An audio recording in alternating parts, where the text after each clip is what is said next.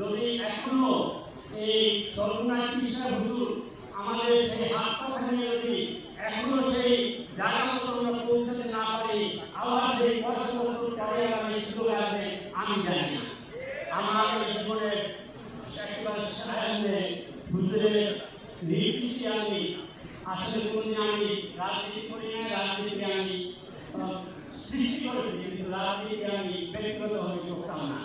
দেখলাম যে মদিনার জীবনে যদি রাসূল পাক সাল্লাল্লাহু আলাইহি ওয়াসাল্লামের একটা অঙ্গহানি করা হয়, তাহলে তো আমি একজন পূর্ণাঙ্গ মুমিন হতে পারলাম না। সেজন্য আমি আপনাদের সাথে আমার শেষ জীবনে সর্বশেষ সময়টুকু আমি এই চরমনায় হুজুরের সাথেই দেব, এই আশাবাদ আমি ব্যক্ত করছি। আলহামদুলিল্লাহ। তোমার পাকনামে ভরসা করি দিয়েছি টাকা, বাঁচাও কিংবা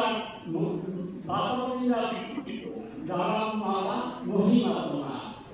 আমরা সেই মহান আল্লাহ রাব্বুল আলামিনের সেই ছায়া তার নির্দেশাবলী আমরা সমস্ত বাংলাদেশে এবারই বাস্তবায়ন করতে পারবো, এই আশাবাদ ব্যক্ত করে এই চরমনায় হুজুরের তার সুস্বাস্থ্য এবং সবাই যারা এখন এর সাথে এখন জড়িত আছেন সবাইকে আমরা সুস্থভাবে এই নির্বাচনটি উদ্ধার করে নেন, এই আশাবাদ ব্যক্ত করে সবাইকে আবারও আমার শুভেচ্ছা জানিয়ে আমি আমার সংক্ষিপ্ত বক্তব্য শেষ করছি।